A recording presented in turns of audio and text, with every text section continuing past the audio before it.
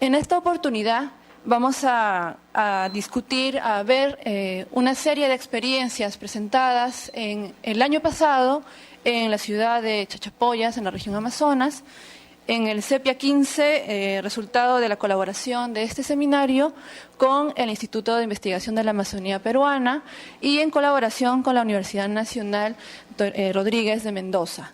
Fueron ambos nuestros anfitriones y pues obtuvimos un evento realmente exitoso, con una gran acogida tanto de investigadores de diferentes partes del país, de múltiples disciplinas, que es lo que caracteriza a este seminario, tanto de ciencias naturales, sociales, económicas. Y también tuvimos acogida de un gran número de estudiantes, a pesar de que era un momento de vacaciones en Chachapoyas, ¿no? Eso fue un logro. Ellos participaron tanto en ver las ponencias presentadas, pero también fueron de una gran ayuda en la organización de este evento. Entonces fue sumamente grato compartir entre todos, ver la calidad de las exposiciones, y pues en esta oportunidad tenemos la presentación de los siguientes temas, que fueron el eje central, la columna vertebral de este CEPIA 15. Tuvimos 3 temas centrales, los cuales se van a tratar ahora por los comentaristas que nos acompañan y que a continuación presentaré. En primer lugar, veremos las estrategias de vida, cambios en la tendencia de la tierra y cambios demográficos en el mundo rural. Luego veremos el tema de servicios ambientales y desarrollo rural sostenible. Y el tercer tema fue políticas de inversión pública y su impacto sobre el desarrollo rural. Estos 3 temas fueron los ejes de este seminario 15, y a partir de estos temas es que se presentaron una serie de ponencias, se apoyó a una serie de estudiantes, se dieron una serie de becas para apoyar la investigación de culminación de tesis de posgrado principalmente. Y bueno, estos temas tuvieron cada uno una ponencia de balance, a partir de la cual se inicia este libro. Entonces, yo quiero agradecer nuevamente a todos ustedes por su participación en este evento. Ya creo que vamos anunciando el siguiente CEPIA, eso lo haremos al final me estoy adelantando, disculpen, la emoción. Es mi primera vez en esta mesa, así que... Pero es un gusto, y pues no me queda más que darle paso al ingeniero Wagner Guzmán Castillo. Es un gusto presentar al ingeniero Wagner. Él es ingeniero agrícola de la Universidad Agraria de La Molina, es molinero. Tiene especializaciones en máster y doctorado en Economía, Recursos Naturales y Medio Ambiente.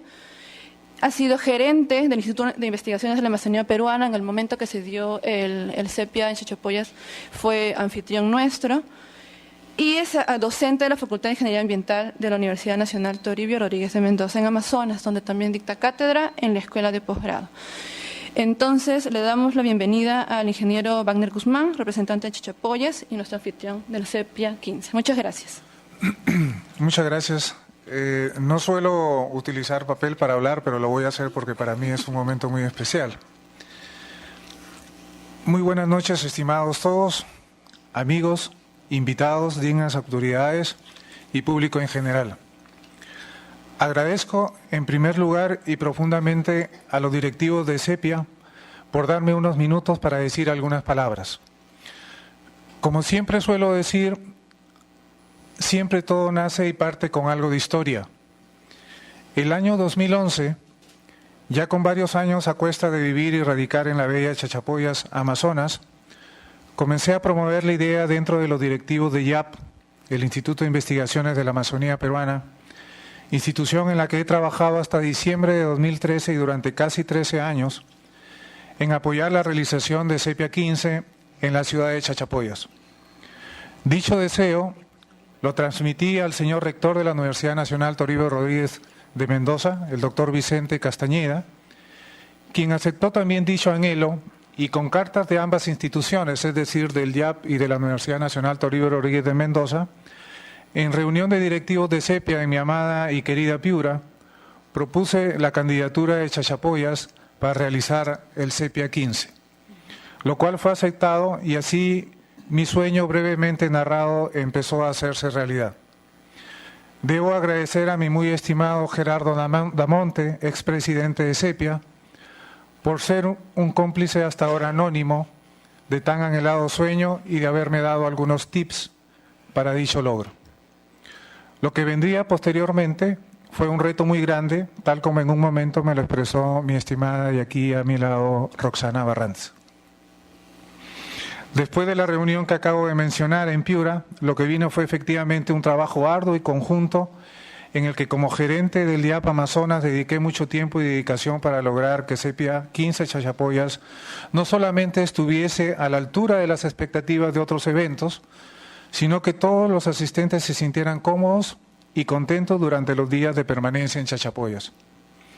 Agradezco y me siento muy complacido de haber trabajado fuerte y organizadamente con Javier Escobar, con María Isabel Remy, con María del Carmen, con Roxana por parte de Sepia, así como con todo el personal de la Universidad Nacional Toribio Rodríguez de Mendoza de Amazonas, al rector, el doctor Vicente Castañeda, al doctor Jorge Maicelo del Instituto INDECES, así como alumnos voluntarios de la Facultad de Ingeniería Ambiental de la Universidad Nacional Toribio Rodríguez de Mendoza de Amazonas, lugar que me acoge y donde dedico mi tiempo a la docencia e investigación.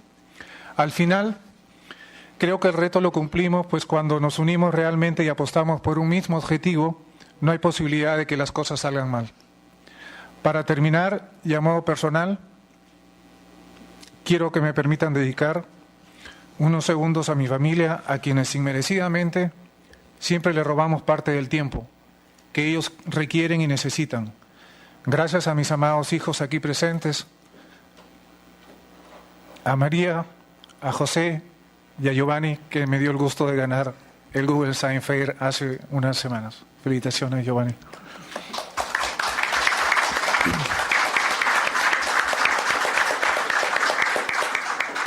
También a mi Ana Paula, que en estos momentos está ausente, y a todos ellos estoy muy orgullosos. Finalmente quiero mencionar a mi esposa Lisette y decirle que me perdone, que la amo, y agradecerle por estar siempre conmigo, especialmente en todo este tiempo que como familia pasamos momentos muy difíciles. Gracias a todos por su tiempo, por su atención, y nos vemos, disculpa Roxana, en Sepia 15 Arequipa, donde seguro estoy, todo empezará con una historia. Que Dios lo bendiga. 16, Sepia 16.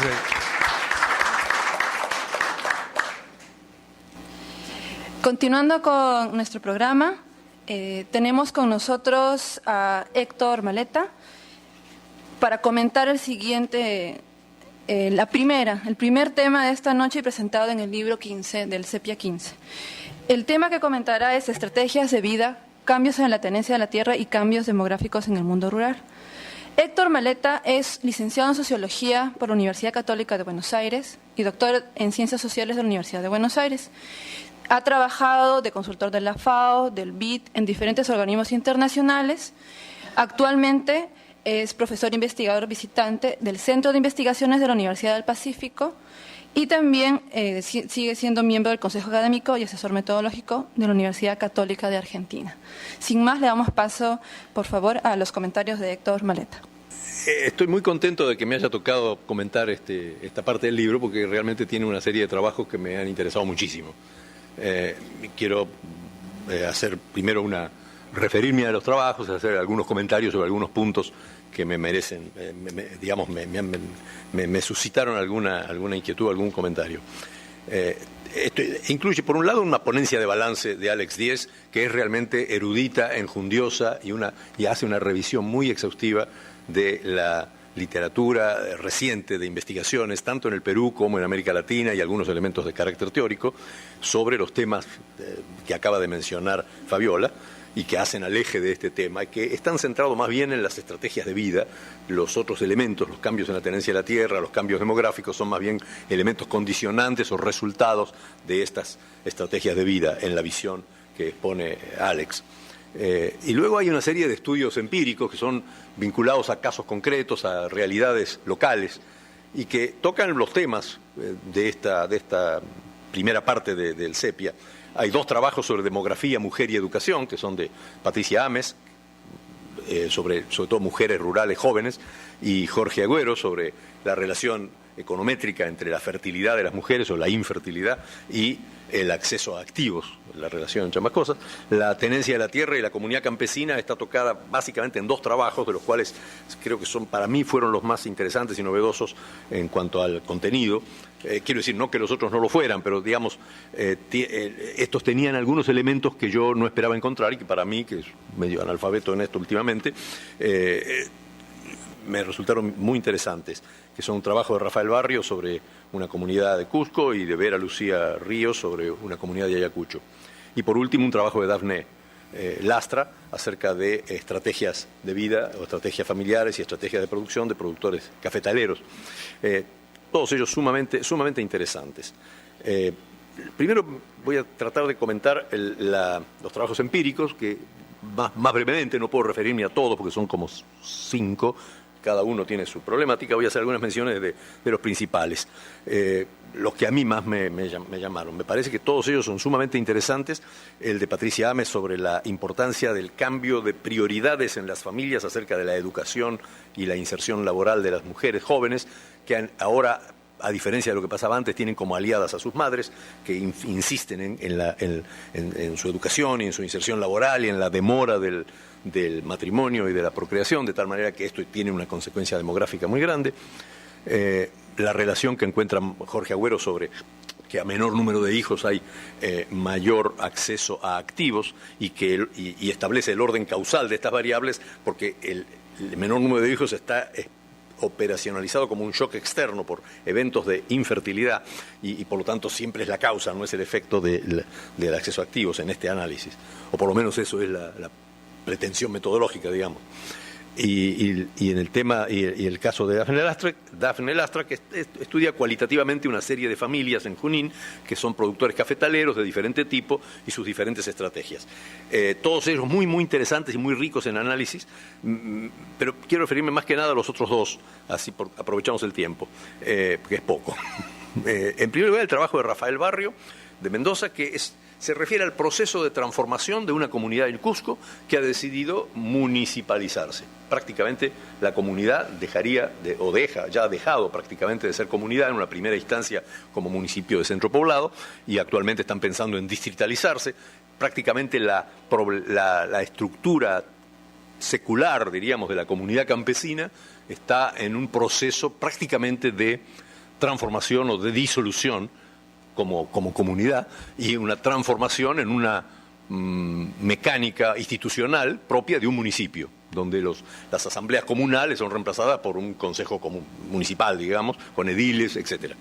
Y además él lo relaciona con los procesos vinculados a la tierra, que dos cosas me llamaron la atención. Primero, la transformación importante, donde la parte de la tierra agrícola empieza a perder importancia y los conflictos principales de tierras ahora son por los linderos urbanos, porque buena parte de los terrenos cercanos al centro poblado se han convertido en parte del pueblo. Entonces, ¿dónde termina tu casa y dónde empieza la casa del vecino y su terrenito? Es más importante que cuál es tu tierra de cultivo o cuál es tu tierra de pastoreo. O por lo menos eso fue lo que... No es que sea lo más importante, pero ese fenómeno de urbanización es un tema importante. Y el otro, la detallada descripción de los mecanismos de adquisición de tierra por medio de la herencia. Aparte del fenómeno que se está dando ahí en Chacán, este trabajo, junto con el que voy a referirme a continuación, de Vera Ríos, son los únicos que atacan este problema de la herencia. Porque voy a referirme después un poquito más a esto a propósito de las estrategias de vida. En realidad, cuando nosotros consideramos una clase social o un grupo socioeconómico como el campesinado, y hablamos, por ejemplo, del campesinado peruano o el campesinado de Cusco o cualquier otro grupo de este tipo, estamos hablando de una colectividad, pero que está en permanente proceso de reemplazo biológico, aparte de la movilidad social que saca gente de ese grupo hacia otros grupos sociales o hace ingresar en ese grupo gente de afuera. En el caso del campesino es más que nada de salida que de entrada. Es muy difícil volverse campesino, pero en cambio es bastante fácil dejar de ser campesino. Entonces, esta movilidad social junto a la reproducción biológica que implica la transmisión a la descendencia de la propiedad sobre activos, este es el mecanismo que a nosotros y a nuestros padres y a nuestros hijos y a cualquier otra familia del mundo se constituye como el mecanismo principal de entrada en una clase social. Nosotros entramos en una clase social inicialmente a través de la herencia, ya sea la herencia transmitida a través de la muerte de los padres, o a través de la enseñanza y la transferencia de flujos de educación, de crianza, de atención, de cuidado de salud, etcétera. Este fenómeno a través del cual una generación es reemplazada por otra es sumamente importante para entender lo que Alex Díez llama estrategias de vida o modos de vida en este caso de los campesinos. Y pocos estudios se han referido a esto, y acá se estudian un poco esos mecanismos y el cambio que han sufrido con motivo, en el caso de Chacán, en el caso de Rafael Barrio, con motivo de todo este proceso de urbanización. El otro estudio que es muy similar, bueno, no es muy similar porque no trata del tema de la municipalización, pero también es el caso de una comunidad en Lucanamarca, en Ayacucho, que es el estudio de Vera Ríos sobre Lucanamarca. Se refiere a un fenómeno que es muy importante en esa comunidad, que es lo que podríamos llamar la casi completa privatización de las tierras de pastos comunales. La imagen sencilla y idealizada de una comunidad campesina andina, digamos de manual, es que las tierras de cultivo son privadas o son asignadas a las familias, y las tierras de pastos son de uso común. Cada uno lleva ahí su ganado y pastorea libremente. El pasto es un bien, no es exactamente un bien público, es lo que los economistas llaman un bien de club. Es decir, es un bien que es público para los socios. En este caso los comuneros, no es público para cualquiera. Entonces, pero es un bien público dentro de la comunidad. Y cada uno si lleva 500 ovejas o lleva 20 ovejas, usa más pasto, usa menos pasto, pero nadie se fija. En el caso de Lucanamarca no es así, las tierras de pasto son privadas, salvo muy poquitas que son de uso colectivo para la granja comunal o para las fiestas o algunas cosas así. Esto es sumamente importante porque este uso tradicional de ciertas estancias por ciertas familias se ha convertido en un proceso que se ha visto en Europa durante siglos, durante la época previa y posterior a la Revolución Industrial. Se han convertido en propiedad privada. Estos derechos ancestrales de uso se convierten en propiedad privada enajenable. Y esto es sumamente importante como proceso de transformación. Y yo no lo he visto descripto con este grado de detalle. No puedo decir si es un fenómeno habitual, cuántas comunidades tienen esto y cuántas no lo sé, porque justamente no hay datos demasiado precisos al respecto. De hecho, me ha sugerido algunas estrategias para trabajar con el Senagro. En un trabajo que estamos haciendo ahora con el Senagro vamos a tratar de ver qué grado de difusión tiene esta realidad. Y luego esto hace que haya inclusive el surgimiento de nuevas relaciones sociales de producción, algunas de carácter neofeudal entre campesinos. Aquí hay campesinos pobres de Lucanamarca que trabajan como lo que llamaríamos, en un término que ya pasó de moda, guachilleros de los campesinos ricos de la misma comunidad. Es decir, les cuidan su ganado y estos les dejan cuidar el suyo, en las tierras de los ricos.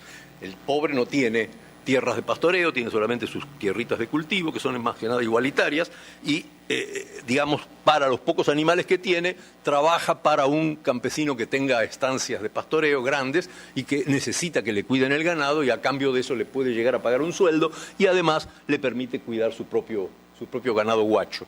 Y esto es un fenómeno donde el hacendado, típicamente de las grandes haciendas laneras de Pasco, de ahí viene el término, ha sido reemplazado por un colega de la comunidad. De tal manera que es una especie de resurgimiento de relaciones de dependencia personal y de rentas en trabajo que estaban desaparecidas o se suponían desaparecidas después de la reforma agraria, pero que resurgen espontáneamente, por acuerdo mutuo, no por una imposición, digamos, de una clase dominante. Por supuesto, como todos los estudios de caso, resta ver en qué medida estas realidades son generalizables o son excepcionales. La verdad que no lo sé, pero me resultó fascinante el estudio de estos mecanismos de interacción entre campesinos ricos y pobres de esta comunidad, la privatización de las tierras comunales, que por otra parte, uno de los problemas con las tierras comunales era justamente la maldición de las tierras comunales, que todo el mundo las usa y no son de nadie. Bueno, en Lucanamarca no ocurre eso, hay propiedad privada de las tierras comunales. Me gustaría saber si están mejor usadas que cuando eran públicas o cuando eran abiertas a todos los comuneros. Este tipo de temas, este estudio en particular de una comunidad, nunca abre una avenida de investigación que es bastante original. Con respecto a la ponencia de balance de Alex Díez, es muy importante por los temas abordados, por la amplia revisión de la literatura peruana e internacional y por la identificación de tendencias importantes y de temas importantes para seguir investigando. Tiene tres partes. La primera recoge cambios en los contextos. Lo que llama cambios en los contextos son cambios en lo que es lo urbano y lo rural y la interrelación e interpenetración de lo urbano y lo rural, el fin de de la separación o del tratamiento separable de lo rural y lo urbano, la pluriactividad en el mundo rural, los cambios en la agricultura comercial y campesina, su rentabilidad, su falta de rentabilidad, las nuevas actividades complementarias o adicionales a la agricultura de subsistencia, como la minería, el turismo, el empleo rural extrapedial, y cambios en relación a la tenencia de la tierra. La segunda parte trata de estrategias de vida de las familias rurales. La parte más jugosa, porque ese es el centro conceptual del trabajo de Alex, y la tercera parte son debates pendientes que surgen de esta discusión. Con respecto al tema de los contextos que decía, con respecto a la tierra, en general es impecable el tratamiento. Yo quisiera mencionar algunas cosas que él seguramente omitió. Por ejemplo, con respecto a la tierra, recuerda los recientes desarrollos de explotaciones sumamente grandes, tanto en la costa como las nuevas tierras de riego para caña, concedidas en grandes extensiones de miles de hectáreas, como en la selva para plantaciones de palma aceitera, lo cual sin duda aumenta el grado de desigualdad en la tenencia de la tierra luego de que ésta disminuyese a partir de la reforma agraria. Ahora, estas grandes explotaciones no apropian ni concentran tierras que habían sido distribuidas o explotaciones más pequeñas. En línea ocurre esto también por compras, pero en la mayor parte se trata de tierras nuevas. O sea, se crean unidades grandes en tierras nuevas que han sido irrigadas en la costa por nuevos proyectos de irrigación o que han sido plantadas en territorios de la selva que antes eran o pastizales y montes bajos o bien selva directamente deforestada, pero se trata de una expansión de la frontera agrícola en ambos casos. No es que se concentra tierra uniendo fincas más pequeñas, sino que directamente se habilita nueva tierra en unidades no pequeñas, sino grandes, lo cual es un viraje muy importante respecto a 50 años de historia de desarrollo rural y irrigaciones y reformas en América Latina, que en general tendían a la creación de unidades familiares autosostenibles y no de grandes empresas. Pero bueno, hay otros dos procesos similares que Alex no menciona y que tienen que ver con todo este proceso reciente. Uno es el que recién mencioné, que es la apropiación de pastos comunales por miembros ricos de las comunidades. Habría que ver lo que decía antes, si esto es, no sé si lo menciona, pero por lo menos no le da la misma importancia que a las grandes. Y la otra es una cosa que tampoco he visto muy estudiada en lo que he podido revisar de los estudios, no tanto los que menciona él, que es la compra de tierras para emprendimientos de agricultura comercial, no de gran escala, pero sí de gran escala en cuanto al capital invertido por hectárea. No de gran extensión, pero sí por parte de capitales de origen urbano en general, y que son propietarios con o sin origen campesino, los propietarios de estos emprendimientos.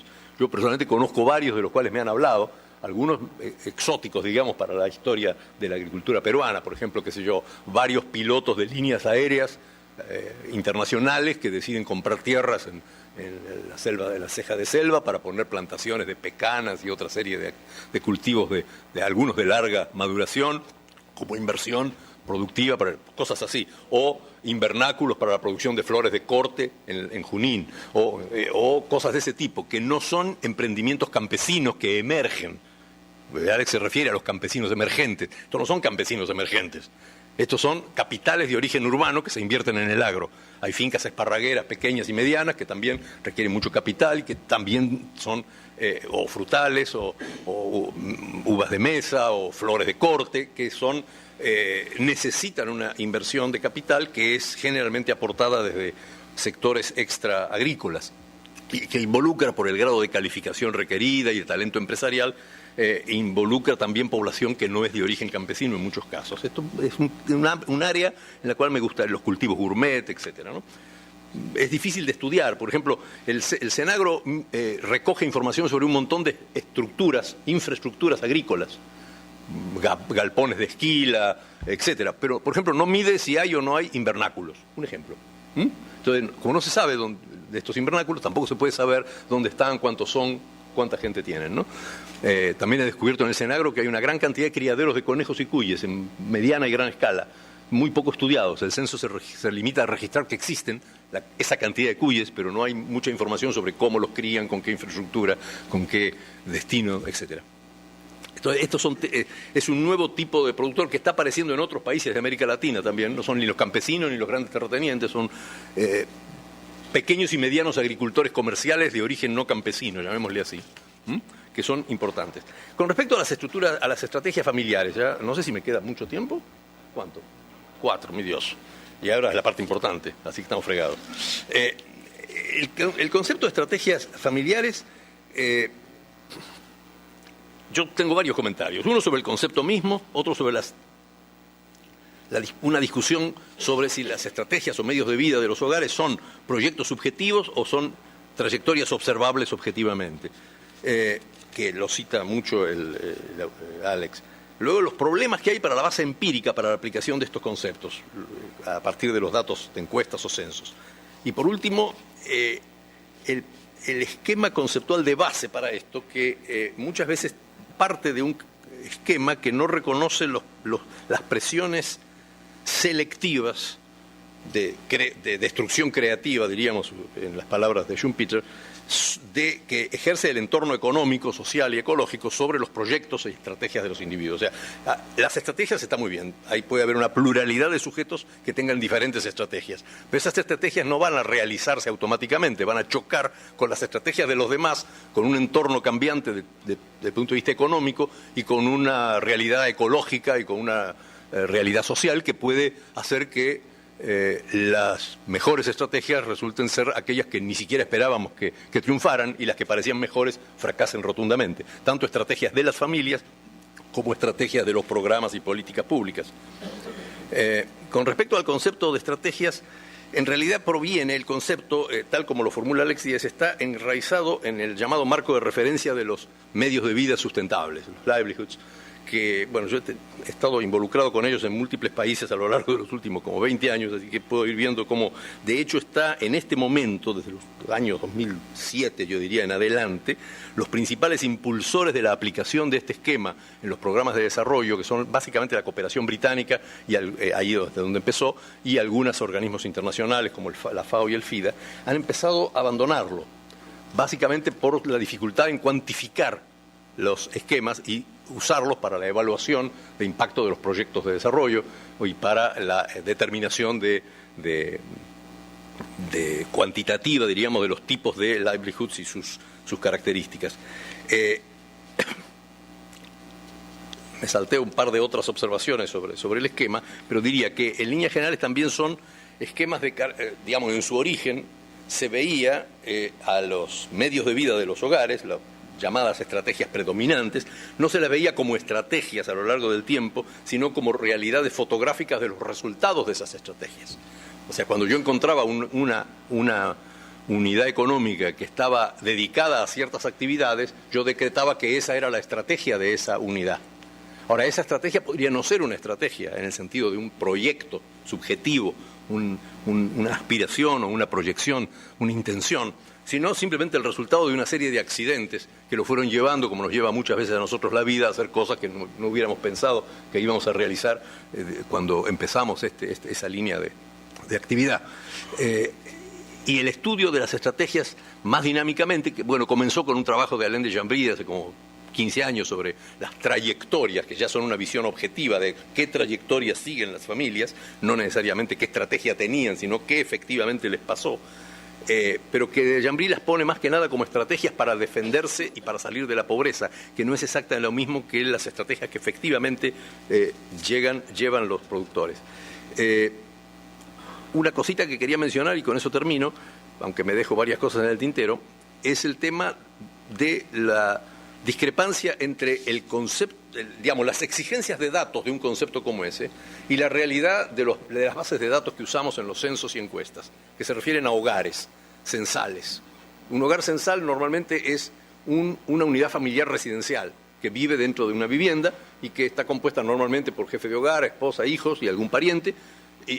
Y a veces, en el caso del censo, es la gente que de hecho está ahí el día del censo. Podría haber gente ausente que no figura en ese hogar. En las encuestas se suele preguntar por los residentes habituales, pero aún así no se pregunta si tienen relación con el hogar de un primo o de un cuñado o de un hijo, con el cual forman una trama de relaciones familiares que no son recogidas por ninguna de estas encuestas.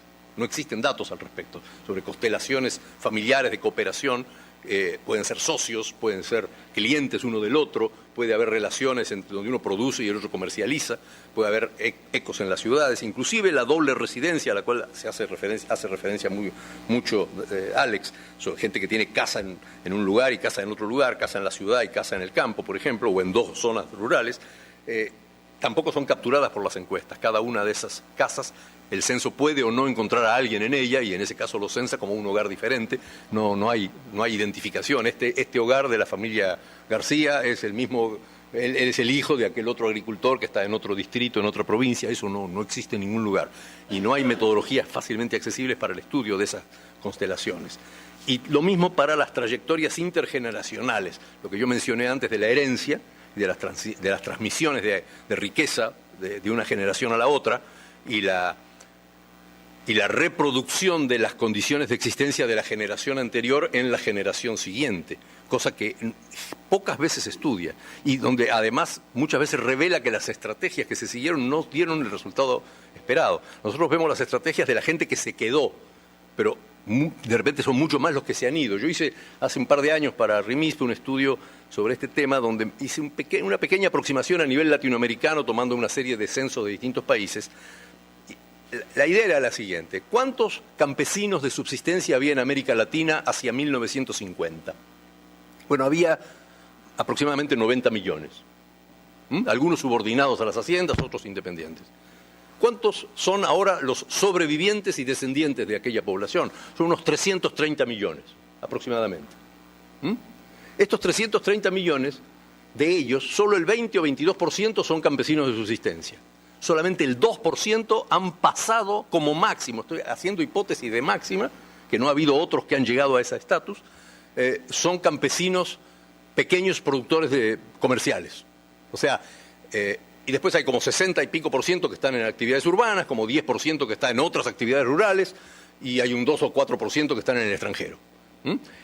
El hecho es que ese 2% que emergió de campesino de subsistencia a pequeño productor es el resultado neto de varios trillones de dólares en programas de reforma agraria, desarrollo rural, fomento de la agricultura, programas de desarrollo agrícola.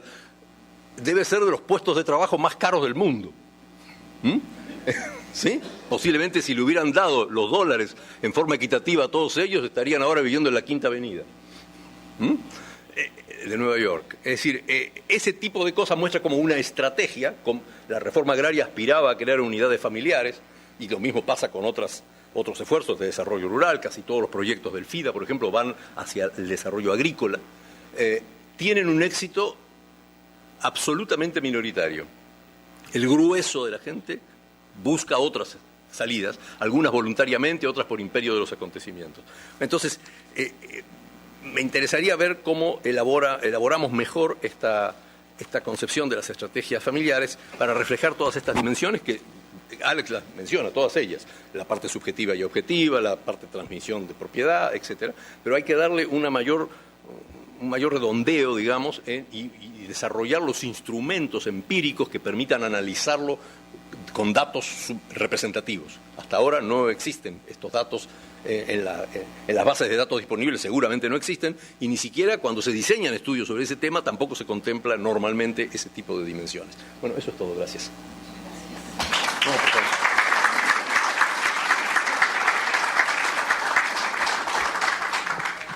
Agradecemos al doctor Maleta por sus comentarios y análisis del tema mencionado.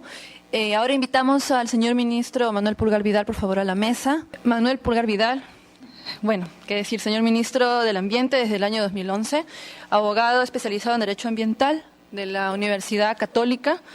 Ha sido miembro del Consejo Directivo de la OEFA, presidente del Consejo Directivo de este seminario en el 2003 al 2005 del CEPIA, miembro por mucho tiempo también de la Sociedad Peruana de Derecho Ambiental, y es docente actualmente y ha sido docente de diferentes universidades como la Católica, la Universidad de Ciencias Aplicadas y la Universidad del Pacífico.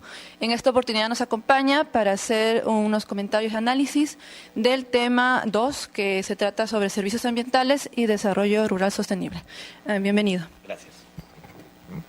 Muchas gracias. Muy buenas noches. Disculpen el retraso. Hoy día ha sido una agenda apretada que incluyó un viaje a Iquitos en la mañana. Dado mi retraso, estuve pensando mandar mis comentarios por correo electrónico, pero más bien ya no los voy a usar. Entonces, agradezco a Sepia y felicito la publicación del libro Sepia 15, resultado del último seminario bienal que fue en Chachapoyas, en el que lamentablemente no pude estar. Y además felicito que Sepia siga incorporando continuamente dentro de la reflexión de lo agrario, dentro de la reflexión de lo rural, el tema ambiental, el tema climático y en este caso más específicamente el tema de los servicios ecosistémicos. Y he leído con mucha atención la ponencia de balance de Ernesto Ráez Luna y lo primero que debo señalar es que aprecio que Ernesto haya sido capaz de seguir lo que es la filosofía del Sepia, es decir, hacer un balance de la investigación temática, en este caso específico sobre el tema de los servicios ecosistémicos, en un intento complicado y difícil de vincularlo al tema del desarrollo rural y que además lo haya hecho reconociendo la escasez de literatura que sobre el tema existe. Existe en realidad abundante literatura sobre servicios ecosistémicos de carácter científico, pero no literatura que vincule estos servicios ecosistémicos al mundo rural. Pero en todo caso, dentro de esa escasez ha podido articular una ponencia que la he considerado y la considero interesante, plantea algunos retos, plantea algunas perspectivas, que es lo que Sepia hace, plantear la investigación para el futuro, en este caso específico sobre los servicios ecosistémicos. Y permítanme hacer un pequeño resumen de lo que Ernesto plantea en su ponencia, para luego hacer algunas reflexiones de lo que podría constituir la investigación sobre el tema para el futuro. Ernesto se introduce al tema de los servicios ecosistémicos desde su definición, probablemente la definición más lograda, que es la definición técnica planteada por la evaluación de los ecosistemas del milenio, que ya tiene algunos años, y en donde se reconoce que los servicios ecosistémicos son de distinta naturaleza, son de provisión, son de apoyo, son culturales, recreacionales, y a partir de ahí intenta definir desde este concepto dado por la evaluación de los ecosistemas del milenio, cuánto de ello realmente se traslada a lo que es la investigación que sobre el tema existe. Y hay una primera apreciación que me parece interesante tener en cuenta dentro de la reflexión de lo que debe ser investigado. Hay un punto en la ponencia de Ernesto en donde él plantea que el concepto de servicios ecosistémicos se ha convertido, pareciera, en una evaluación de lo crematístico. ¿Cuánto pago por? Y entonces eso me lleva a una primera reflexión.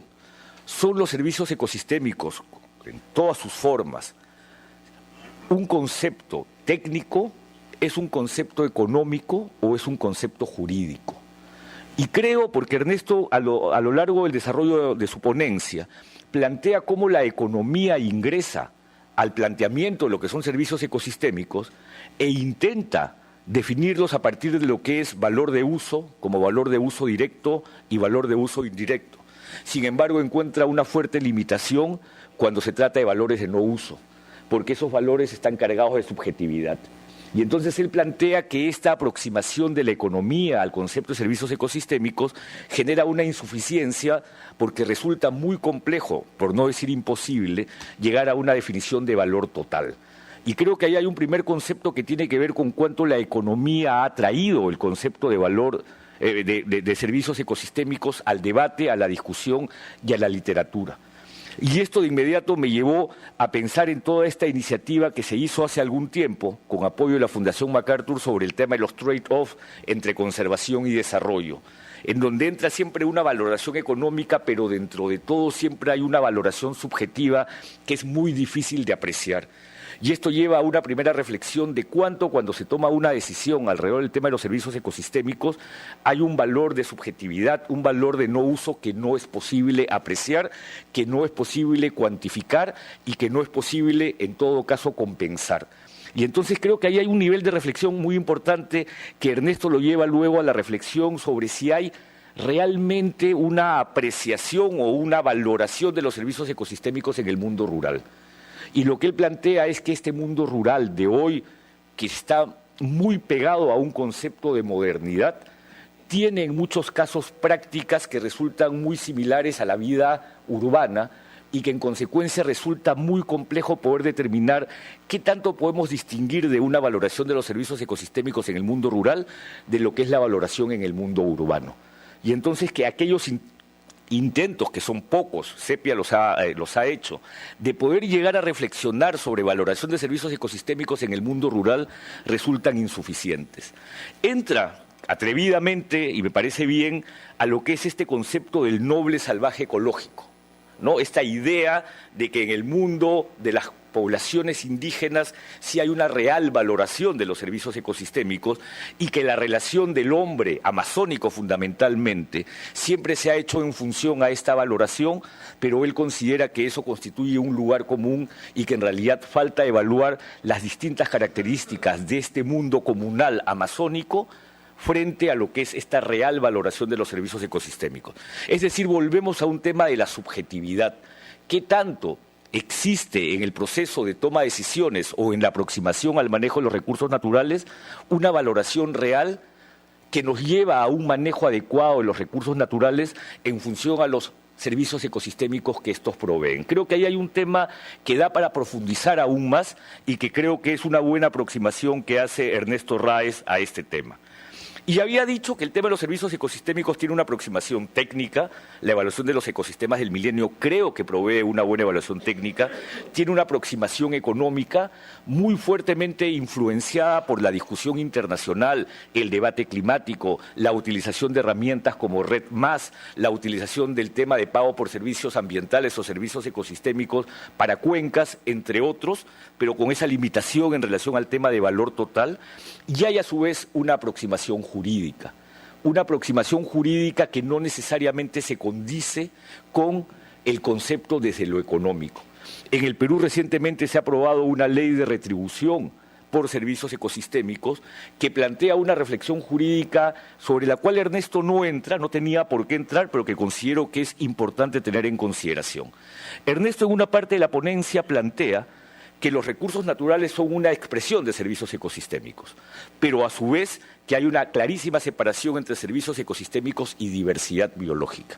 Pero permítanme reflexionar sobre la primera, los servicios ecosistémicos y su vinculación con los recursos naturales.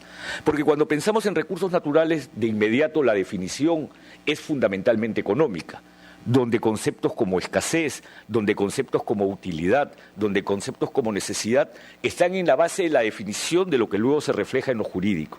Y con los servicios ecosistémicos ocurre exactamente lo mismo. La gran definición, la gran complejidad jurídica en el tema de los servicios ecosistémicos es si son o no son un recurso natural. ¿Constituyen los servicios ecosistémicos un recurso natural o no lo son? Y si lo son, ¿quién los administra? ¿Quién los otorga? ¿Quién se beneficia? ¿Cómo se dan? ¿Cómo se compensan? Y esa compensación beneficia a quién.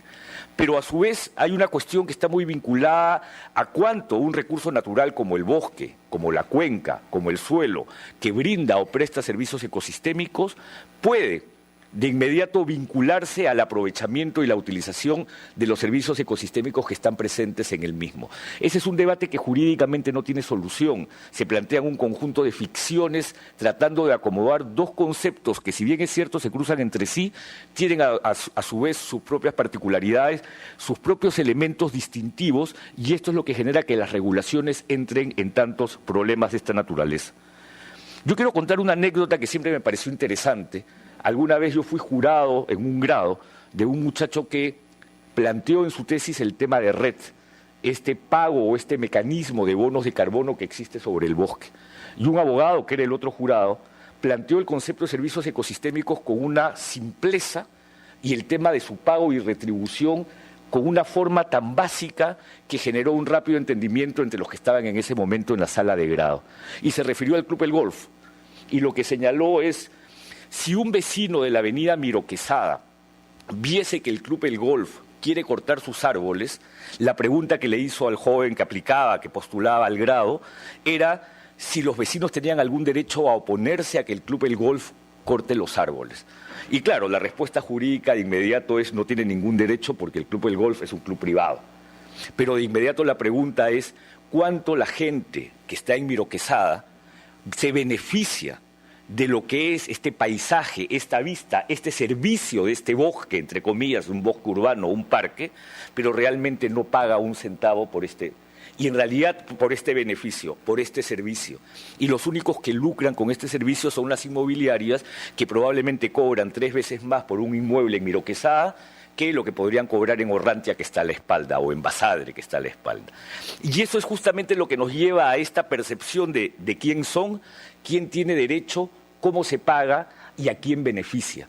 Y creo que esa es una lógica de entendimiento que, aunque parece muy esencial, es fundamental ponerlo sobre la mesa porque es la que nos permite entender exactamente lo que significa el tema de los servicios ecosistémicos. Y también Ernesto hace una referencia al tema de los servicios ecosistémicos vinculados a la cuenca, todos estos sistemas de pago por servicios ambientales del agua, y hace referencia a lo que está ocurriendo en Moyobamba, hace referencia al Acuafondo, que es un sistema justamente de supuesta retribución de servicios ecosistémicos para las cuencas del Chillón, Rímac y Lurín, pero lo que señala es que en realidad, más que ser un sistema de retribución, este es un sistema de contrato en donde yo me pongo de acuerdo de pagar ciertas conductas. Y entonces no constituye en sí un sistema clarísimo de retribución por servicios ecosistémicos, sino un arreglo institucional entre los que tienen que realizar ciertas acciones en la cuenca alta con aquellos que se benefician del agua en cantidad y calidad en la parte baja de la cuenca. Y esto lleva de inmediato al tema de qué es lo que se compensa. Se compensan cuestiones que son acciones concretas, pero también, como diríamos en el derecho, obligaciones de no hacer, es decir, no tocar, permitir que el ecosistema siga brindando sus servicios, que pueden ser los que señalé, de apoyo, de aprovisionamiento, de recreación, culturales o etcétera. Pero establecer este nexo entre qué significa la acción en la parte alta de la cuenca para el beneficio en la parte baja de la cuenca requiere fundamentalmente un arreglo institucional, y estos son los mecanismos que se vienen utilizando en muchas partes del mundo. El FONAJ en Quito, el Acuafondo en Lima, uno en Santa Fe de Bogotá, en Colombia, entre otros sistemas, y creo que ahí Ernesto hace una muy buena reflexión. Pero también creo que es importante, y ahí probablemente pudo profundizar algo más, si el tema de servicios ecosistémicos se ve reflejado en los mecanismos que utilizan los estados para promover ciertas conductas ambientales. Por ejemplo, la evaluación ambiental estratégica no es más que un mecanismo que, entre otros, reconoce la existencia de servicios ecosistémicos y mira al ecosistema como una integridad que requiere ciertas consideraciones para el desarrollo de cualquier actividad futura. Y ese es un tema sobre el cual alguna literatura existe y creo que se podría profundizar.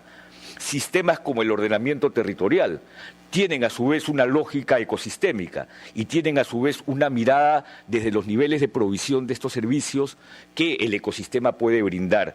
Y sobre eso también creo que existe cierta literatura que pudo haber abundado algo más en esta ponencia de balance. Y hoy día los sistemas de compensación, naturaleza por naturaleza, que algunos países vecinos ya adoptaron y que en el Perú esperamos adoptar muy pronto, son sistemas que reconocen el servicio que brinda, el servicio ecosistémico que brinda un ecosistema determinado y cómo su nivel de afectación puede ser compensado con acciones equivalentes que permitan que el mismo servicio se siga brindando. Y sobre eso también ya hay alguna literatura, probablemente escasa, sobre la cual se puede profundizar. Pero esto me lleva a una reflexión adicional, el concepto de servicios ecosistémicos y la lógica de ecosistema. Yo creo que ese también es un tema a evaluar. El ecosistema es una integridad, es una unidad, es un conjunto de elementos de la naturaleza que interactúan entre sí como unidad. No es cualquier ambiente, no es cualquier espacio, no es cualquier recurso natural básico mirado aisladamente. Y cuando se dan, por ejemplo, y ese hubiera sido también un tema interesante a entrar, servicios ecosistémicos y conflictos, creo que podríamos entender cuánto está entrando la valoración de un servicio ecosistémico y cuánto es una valoración real.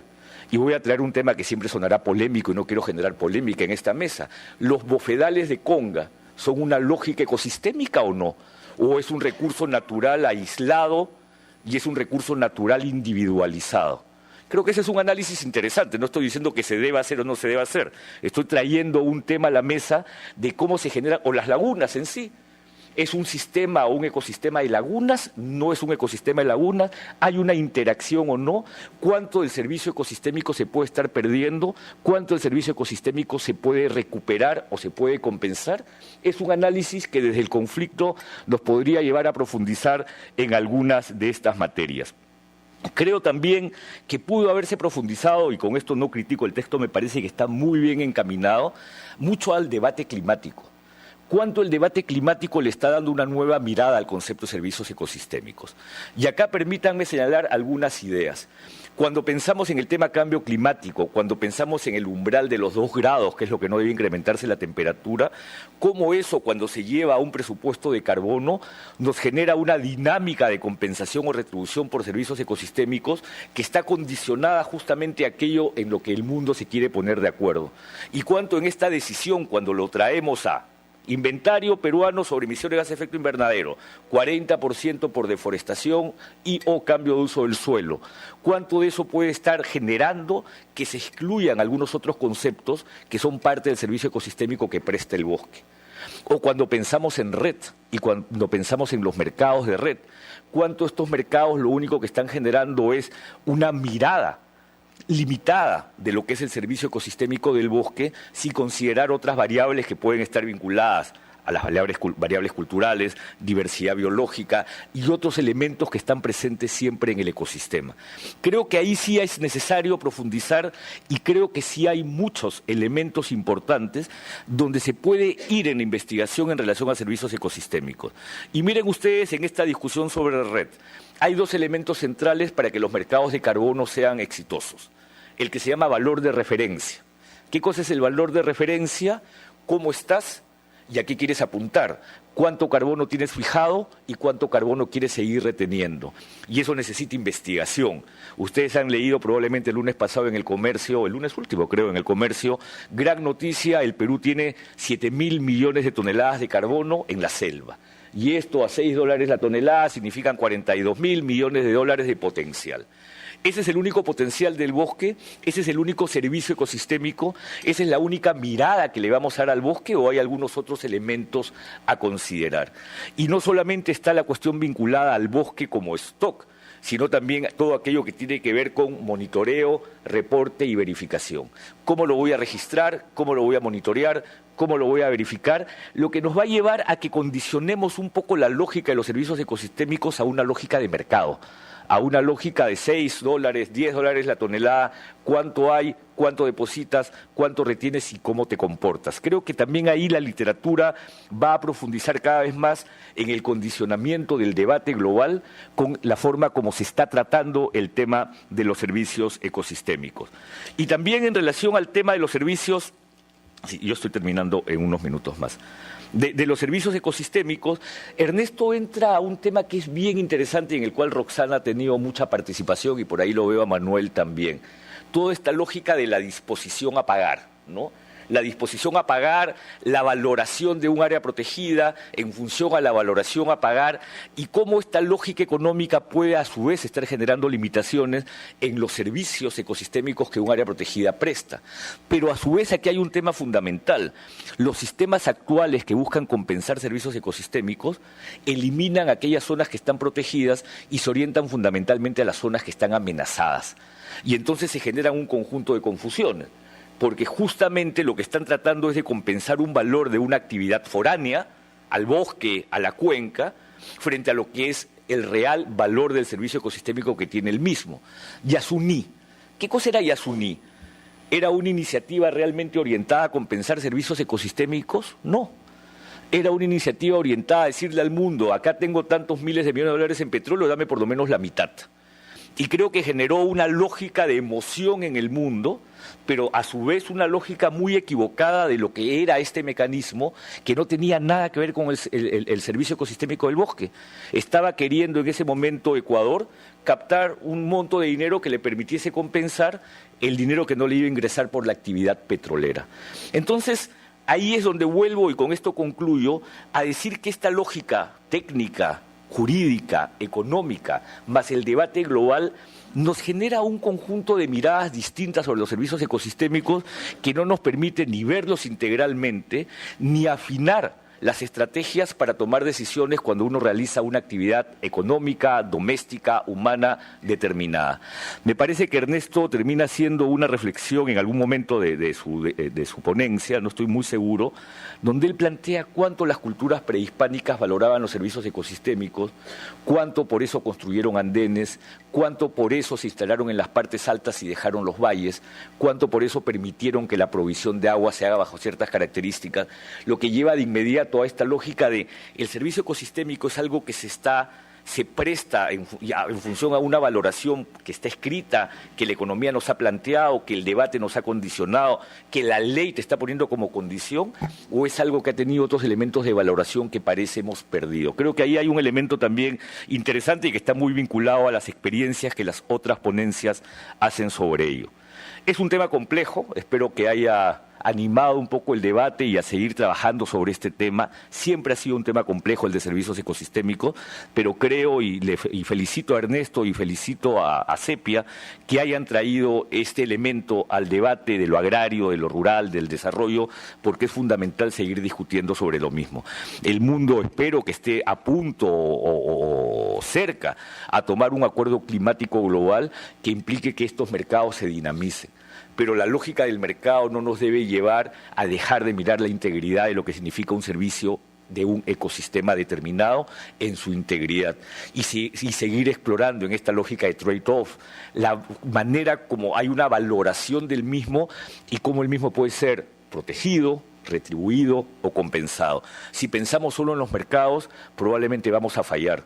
Cuando hay tanta oposición al mecanismo red es porque se considera que los mercados tienen una dinámica que está tan alejada del campo, tan alejada de las realidades culturales y por eso todavía se generan resistencias. Y la verdad es que en este tipo de mecanismos también se presentan los abusos, las pocas consideraciones o los beneficios no distribuidos, ¿no? Linda fachada, yo compenso mi huella ecológica porque pago por un bosque, pero la verdad es que luego nadie sabe qué pasa con ese dinero, qué pasa con ese bosque, qué tanto se está avanzando en el mismo. Entonces creo que este es un tema que da para mucha investigación en el futuro. Muchísimas gracias.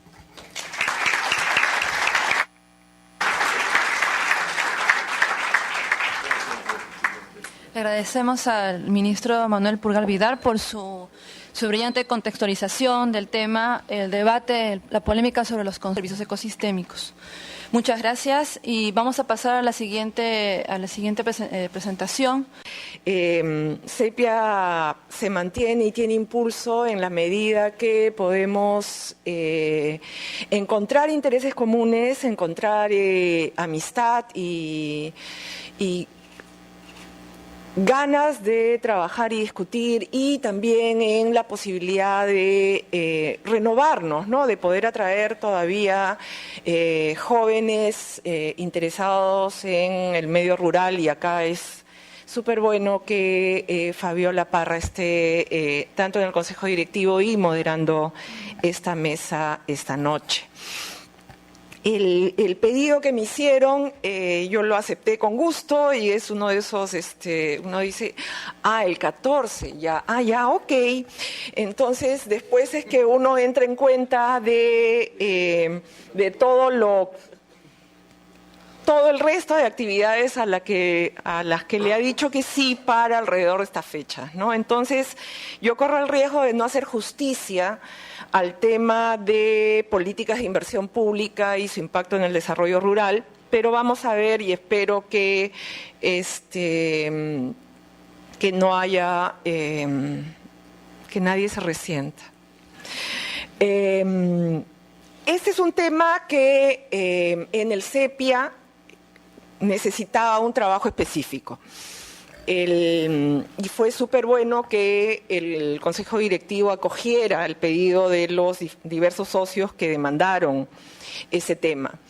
Fue muy bueno también que se lo encargaran a un economista joven como Ricardo Fort, quien es tanto el responsable de la ponencia de balance, que como sabemos es una ponencia que siempre recoge el estado del arte sobre el tema respectivo, y ha sido el editor de las 4 ponencias que son parte de este tema en este volumen del libro, que ya sabemos que es un libro muy importante que te actualiza un conjunto de información y pone una agenda de investigación cada vez que sale.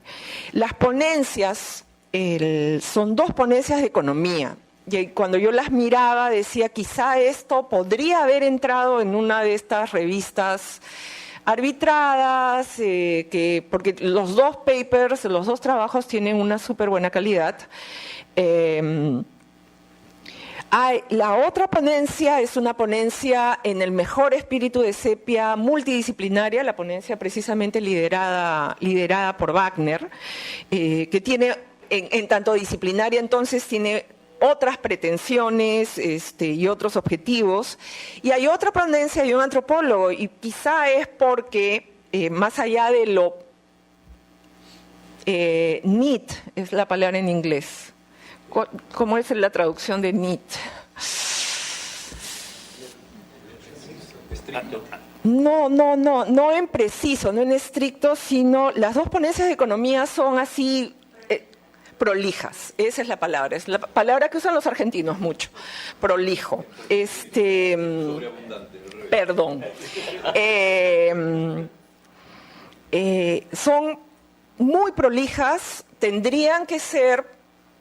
Quienes son asesores de tesis de seminario tendrían que recomendar estas ponencias como maneras de qué es lo que uno espera de un trabajo de investigación en economía, ¿no?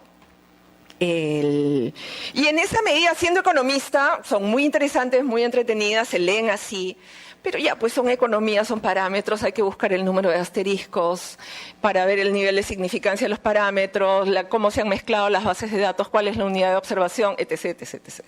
¿No? Con lo cual, la ponencia de los antropólogos, que no sé si están acá, fue la ponencia que a mí me capturó mucho más la atención y me ha enseñado más, y me ha enseñado muchas cosas de las que yo era absolutamente ignorante, ¿no? Y en esa medida los invito, quienes no son antropólogos, que estoy segura que ya leyeron esa ponencia, a que la lean, ¿no? Por toda esta riqueza de perspectiva y de información, ¿no? Para quienes, como yo, somos totalmente ignorantes de los temas de los árboles de parentesco, ¿no? Sistema de parentesco Matzes, por ejemplo. No, y eso me da para hacerle a Ricky, y eso es Ricardo Ford, hacer a Ricardo Ford quizá la primera crítica, ¿no? Ya sabemos que en Sepia siempre esperamos algo de crítica, por más que la ponencia nuevamente, y Ricardo lo dice con mucha claridad, es un tema amplísimo, es un tema que es muy complicado acotar, ¿no? Porque si uno ve políticas de inversión es el crecimiento de los stocks, con lo cual tendríamos que trabajar también en teorías de crecimiento. Y claro, quienes estudiamos en la década de los 70 e inicios de los 80, tendríamos que empezar a hablar del desarrollo desigual y combinado, ¿no es cierto? Porque los stocks de una calidad aumentan, etcétera, ¿no? Entonces uno podría realmente llegar a todo el libro, podría ser la ponencia balance, ¿no? Entonces, ahí voy a dar una vuelta, no sé si voy a hacer. Es bien difícil ir después de Héctor Maleta y Manuel Pulgar Vidal, con esa habilidad que tienen para ser oradores. Bueno, preguntas para Ricardo. Preguntas para Ricardo, ¿no?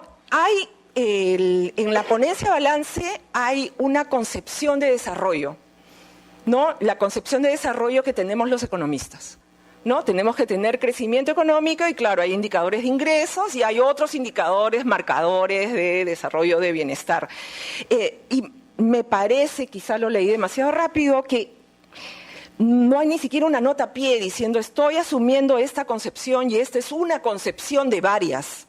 y que en el marco de desarrollo rural, en el marco de servicios ecosistémicos, en el marco de multidisciplina, podría ser una concepción crítica o criticada con la que yo estoy o no estoy de acuerdo.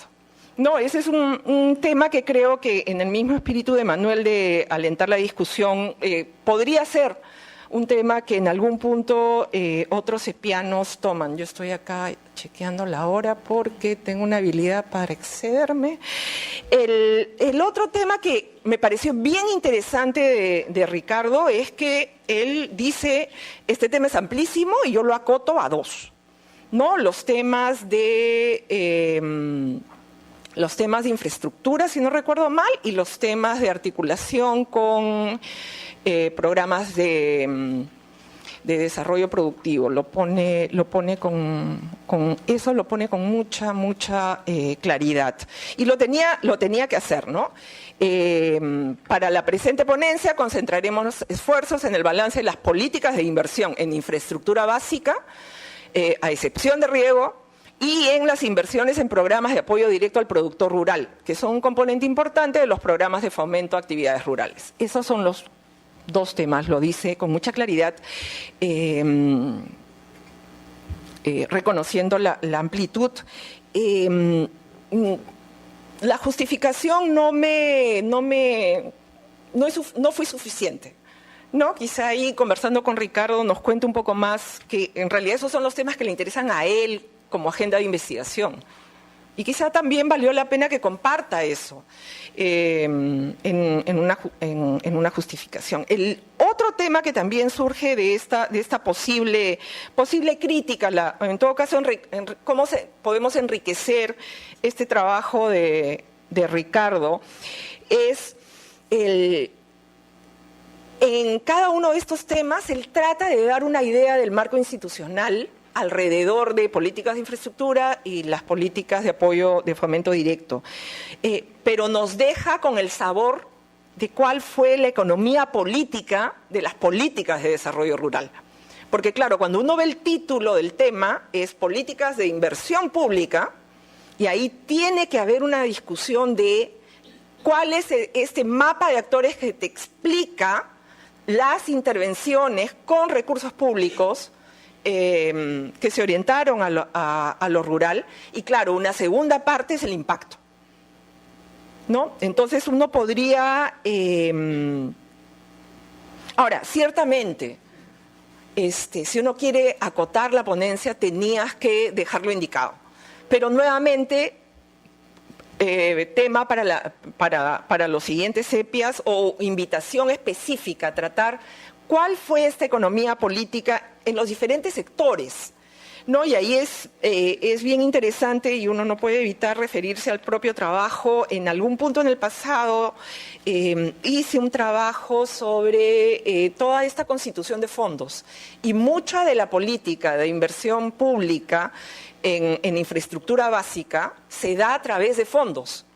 Y todo lo que los fondos significan en términos de credibilidad de política, de mecanismo redistributivo, te da para una discusión bastante amplia y bastante interesante. En la ponencia, Ricardo es muy ordenado. En la ponencia de balance, él presenta la política, nos sugiere que ha habido todo un reacomodo de actores y de economía política detrás, y luego nos habla de las evaluaciones de impacto. Y acá es donde conversan mucho las ponencias de Álvaro, Miguel, César del Pozo y la ponencia de Ricardo. Todos ellos economistas, alrededor de la composición del ingreso del hogar rural. Y ahí yo no sé si había espacio para que Ricardo recoja ya los resultados de las ponencias que aparecen en su propia sección editada, ¿no? Que son que te abren una discusión que él la pone teóricamente, ¿no? Porque para los hogares rurales, parte de los buenos trabajos que se están haciendo sobre el impacto del programa Juntos, sobre la reducción de pobreza, se explica por ingreso autogenerado, por transferencias, pero dentro del hogar rural distinguimos lo que es el ingreso agropecuario y el ingreso laboral no agropecuario, ¿no? Entonces, esta discusión conversa mucho estos tres trabajos y luego haré mención a los otros dos. El trabajo de Wagner, y acá me salto un poco a la ponencia balance a la ponencia multidisciplinaria de Wagner, me parece que han hecho un buen esfuerzo tratando de tener una ponencia alrededor de lo que es un trabajo de intervención, aparentemente, ¿no? Entonces, en esa medida aprendemos muchísimo de incidencia territorial, porque juntan métodos de sistemas de información geográfica con información socioeconómica para ubicar dónde es más probable que tengamos brotes de enfermedades que no puedo pronunciar en general, pero que en los nombres comunes son verruga, dengue y UTA, ¿no? Encontrando un conjunto de variables socioeconómicas que son importantes, con lo cual abre un gran campo de política pública, de inversión, de trabajo del gobierno regional, ¿no? Acá quiero volver al tema de los papers de Del Pozo y Hopkins y Figallo. El paper Del Pozo a mí me dejó una sensación, porque es nuevamente prolijo, muy prolijo econométricamente. Estoy seguro que ha sido parte de uno de los ensayos de una tesis doctoral o algo parecido. Tiene todo el lenguaje que ahora está de moda, ¿no? En econometría de la evaluación de impacto, diferencias e indiferencias con propensity score matching y identificando los soportes comunes y etcétera, etcétera, toda esta nueva jerga que si no la ves no puedes conversar, tratando de ver cuán efectiva era esta inversión en capital humano que hace el programa Juntos para tratar de eliminar la transmisión intergeneracional de la pobreza en un conjunto de variables de resultado de la unidad agropecuaria. Y ahí el resultado es bien deprimente. Y es un resultado. ¿En qué sentido? Los hogares del programa Juntos trabajan menos horas en actividades agropecuarias, reducen el valor de la producción agrícola, reducen el valor de la producción pecuaria, ¿no? Entonces, uno se queda por lo menos con ganas de replicar el ejercicio, ¿no? Porque no es lo que esperamos. No es lo que además los datos, cuando se presentan las cifras de pobreza en el Perú, nos comentan, ¿no? Entonces, uno lee luego el paper de Hopkins y Figallo, y miren, en el paper de Del Pozo estamos hablando de inversión en capital humano, ¿no? De hogares pobres. Y en el paper de Hopkins y Figallo, la variable de intervención, digamos, la variable de tratamiento es la inversión en capital físico alrededor del riego. Entonces es muy complementario con lo que Ricardo ve infraestructura básica excepto riego, y el paper de Figallo y Hopkins ve riego. Me quedan 5 minutos, ¿no? 3. El paper de Hopkins y Figallo ve riego y qué pasa con nuevamente otros indicadores de pobreza e ingresos. Y en este caso es muy interesante cómo conversan los resultados de Del Pozo con los resultados de Hopkins y Figallo, porque el impacto positivo de esta inversión en riego genera mayor ingreso, reducción de indicadores de pobreza, digamos, no reducción de indicadores de pobreza, pero mayor ingreso agropecuario en general para los hogares no pobres. Pero en los hogares pobres no hay resultados detectables. Entonces acá hay un tema que que creo que nos están invitando a discutir un poco más, que las intervenciones de inversión para reducir pobreza y efectivamente aumentar tanto la cantidad como la calidad de los activos de los pobres, de tal modo que efectivamente puedan vivir de esos activos y reducir su vulnerabilidad en esta integración al mercado, requiere un poco más de trabajo aparte del econométrico. Yo quiero replicar, me encantaría tener la capacidad de replicar algunos de los resultados, pero también algo de este trabajo cualitativo necesario para darle una historia a estos parámetros, ¿no? Los hogares pobres, efectivamente, como hipotiza Ricardo en el trabajo, al dedicar mayormente, también del Pozo, al dedicar mayormente los ingresos de la transferencia a activos pecuarios, están viendo este ingreso como un ingreso temporal. No están elevando el nivel de consumo. Para decirlo en sencillo, casi todos hemos pasado por el trance de pasar de ser practicante a pasar a ser trabajador, ¿no? Y nuestro ingreso se ha multiplicado prácticamente por X, ¿no? Entonces, una señal de que nosotros consideramos que es un ingreso permanente es cambiar de trago, ¿no? Es una de las primeras, o sea, abandonamos la cerveza, pasamos al ron, abandonamos el ron, pasamos al whisky. En otros casos compramos un vehículo, ¿no? O sea, ya no es que voy a pagar mi taxi cuando pueda, sino ahora voy a poder pagar mi gasolina y el mantenimiento del carro. Y luego empezamos a gastar en gasolina, ¿no? Hay un conjunto de componentes de consumo que cambian cuando yo creo que ese shock de ingreso es un shock permanente. Lo que está pasando en muchos hogares de que participan del programa Juntos y pobres en general, porque no están así identificados en el estudio de Figalo y Hopkins, es que están viendo eso como que se acaba en cualquier momento.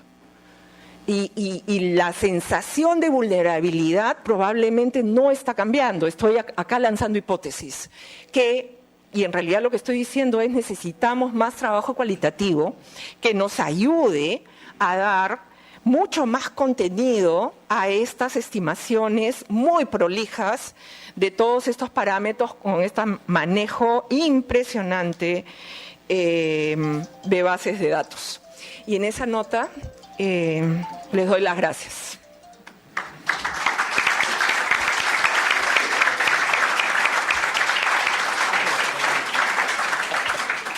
Aún quedaban unos minutos, pero gracias por ceñirse al tiempo. A la doctora Roxana, muchas gracias por el balance de la ponencia de Ricardo Fort y de las ponencias asociadas. Gracias a nuestros tres ponentes, ilustres invitados.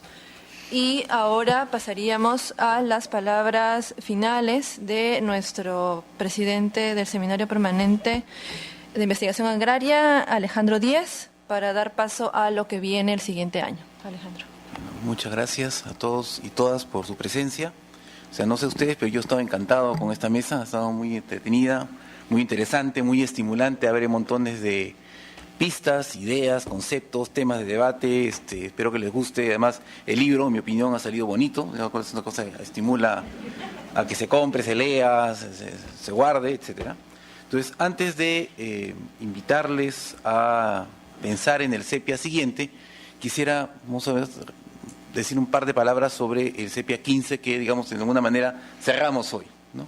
Entonces, lo primero que quisiera hacer es agradecer, ¿no?, a todos los que participaron, a los ponentes, a los asistentes, a los comentaristas, a los estudiantes que se presentaron, muy en particular a Instituto de Investigación de la Universidad Peruana y a la Universidad Toribio Rodríguez Mendoza por acogernos esos días. También a todas las instituciones que hicieron posible que, digamos, paguemos los pasajes, tengamos refrigerios, podemos viajar en bus, en avión, publicar el libro, es decir, el IDRC de Canadá, la Fundación Ford, la Fundación Moore, el GIZ, ¿no? Muchos otros también. Agradecemos particularmente a Grade por acogernos por segunda vez en este local tan acogedor y idóneo. Y quisiera también decir, antes de cerrar esto, un poco unas palabras por dos asociados de Sepia que nos dejaron en este periodo, que son Custodio Arias y Javier Coelho, que además ha sido miembro del Consejo Directivo. Y también quería mencionar a Manuel Chiriboga, que ha sido un investigador agrario ecuatoriano, que muy conocido por todos, que ha participado en el Sepia alguna vez también, ¿no? Y que ha fallecido recientemente, o sea, y que es de alguna manera, digamos, un primo nuestro, ¿no? O sea, pertenece a nuestro mismo club, ¿no? En la cercanía y lejanía de las fronteras. Dicho eso, lo último que quería decir es invitarles al Sepia 16 en Arequipa, que se va a hacer en colaboración con la Universidad Nacional San Agustín y el CEDER, ¿no? Y que ya tenemos, de acuerdo a las discusiones del Consejo Directivo y las, vamos a decir, la Asamblea de Asociados y el Consejo Directivo recogiendo las sugerencias, sumando, restando, estableciendo, digamos, compromisos sobre los temas, 3 nuevos temas para el Sepia 16, ¿no? El primero es las dinámicas informales e ilegales en los espacios rurales, ¿no? Hemos pensado, después de muchos Sepias en que estamos discutiendo qué hay que hacer ese tema o no hacerlo, hemos decidido, vamos a tomar, no sé, pues, la cocaína por las astas, ¿no? Y también la tala informal, ¿no? Y la minería informal, ¿no? Y el contrabando, ¿no? Y todos esos temas que también son importantes en el desarrollo y la vida de los pobladores rurales, ¿no? Para lo bueno, lo malo y lo peor. ¿Ya? Entonces, la idea es hacer un balance. Yo creemos que hay varias tribus que trabajan esto. Hay gente que trabaja temas de coca por un lado, tema tala por otro lado, minería informal por otro lado. Vamos a ver si podemos hacer una ponencia de balance que empiece a mirar cómo estas cosas se relacionan en la vida de la gente, ¿no? En los ingresos de las familias, en los sistemas, ¿no? Sistemas ecológicos y económicos, en la economía regional, en fin. Invitamos a la posibilidad de explorar este tema desde entradas diversas. El segundo gran tema es el tema de las organizaciones y asociatividad, la gobernanza y la gestión colectiva del espacio rural. Todo el mundo coincide en que hay que asociarse en el mundo del desarrollo. O sea, hay que crear asociaciones, organizaciones, hay que generar economías de escala. Bueno, ¿cuáles, no? O sea, ¿cuáles son las que funcionan y cuáles son las que no funcionan? ¿Cuál es la diferencia entre las antiguas asociaciones como las comunidades, las rondas y las formas más tradicionales de defensa y gestión y las formas más modernas como las asociaciones, las cooperativas, las cadenas productivas, etcétera, ¿no? La siguiente gran tema es empezar a ver cómo la asociatividad tiene algún tipo de efecto, ¿no? En el desarrollo rural, ¿no? Otra vez, positivo o negativo, o sea, qué tipo de... cómo se está gobernando el territorio, qué es lo que se está haciendo para hacerlo producir, ¿no? Para defenderlo, ¿no? Para articular los procesos mayores, para integrar las regiones también. Entonces, el segundo tema es como ven, bastante amplio, pero podría ser muy interesante. Y el tercero, que al comienzo nos pareció el más extraño, pero luego nos parece que también encaja bastante bien. Hemos trabajado en años anteriores el tema de la educación, entonces ahora hemos decidido abordar el tema de la salud, ¿no? Salud, nutrición y desarrollo rural. Entonces, hay una serie de políticas, hay una serie de decisiones, de prácticas que cambian, vamos a decir así, el estado de salud de la población. ¿Qué pasa cuando empezamos a exportar la quinoa, ¿no? Y la gente ahora empieza a comer fideos, ¿no? ¿Cuál es el efecto de este tipo de sustitución en la dieta y en la salud de las poblaciones? También hay, por supuesto, problemas de brecha de salud, de acceso diferenciado por tipo de población, por regiones, etcétera, ¿no? Entonces, hay una estrategia nacional de seguridad alimentaria, funciona o no funciona, que tiene que ver el Jaliwarma y su dieta supuestamente mejor adaptada con los impactos en la salud real y en el rendimiento escolar de la población, etcétera. Entonces, creemos que el tema de salud, nutrición y desarrollo puede ser un tema fecundo, interesante y que nos reúna 2 años después, ¿no? En un lugar como este para comentar los resultados. Muchas gracias y los invito a todos al Sepia 16 en Arequipa.